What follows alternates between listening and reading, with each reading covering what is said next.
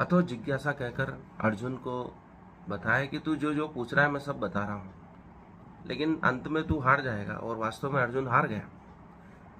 फिर कृष्ण कहते हैं कि मैं तुझे दिव्य दृष्टि देता हूँ, और उस दिव्य दृष्टि से वह कृष्ण को पूरा समझ पाया।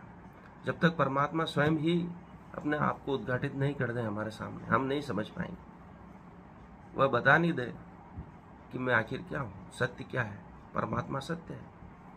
वैसे ही गुरु प्रयास करता है कि शिष्य को सब बातें समझ में आ जाए। गुरु स्वयं को पूरा उद्घाटित कर देता है। द्रोण ने अपनी समस्त विद्या अर्जुन को सिखा दी थी, पर वह शिष्य की पात्रता भी होनी चाहिए। अपने पुत्र को नहीं सिखा सके अश्वत्थामा को सब विद्या। वह ब्रह्मास्त्र छोड़ना तो जानता था, लेकिन वापस लेना नहीं जानता था। यही समस्या है कि हमारी पात्रता कैसे विकसित हो।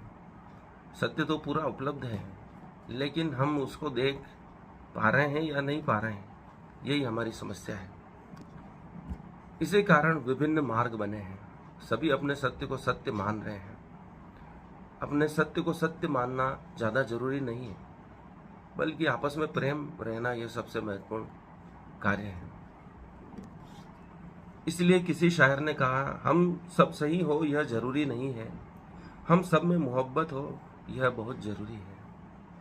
हम सब सही हो यह जरूरी नहीं है, हम सब में मोहब्बत हो यह बहुत जरूरी है। इसलिए इस प्रयास में न रहें कि हम सत्य को पूरा कभी जान लेंगे। उसके प्रयास में ही आनंद है। वह सत्य अनसुलझा है, इसलिए वह रोमांचक है, रहस्यमयी है, आकर्षक है। यदि हम उसे पूरा जान लेंगे तो बोर हो जाएंगे। इसलिए परमात्मा ने सत्य को ऐसा बनाया है कि यदि हम खोजते जाएं तो कभी भी उसको पूरा नहीं जान पाएंगे। इसलिए हमें प्रयास जरूर करना है, लेकिन निराश होने की आवश्यकता नहीं है।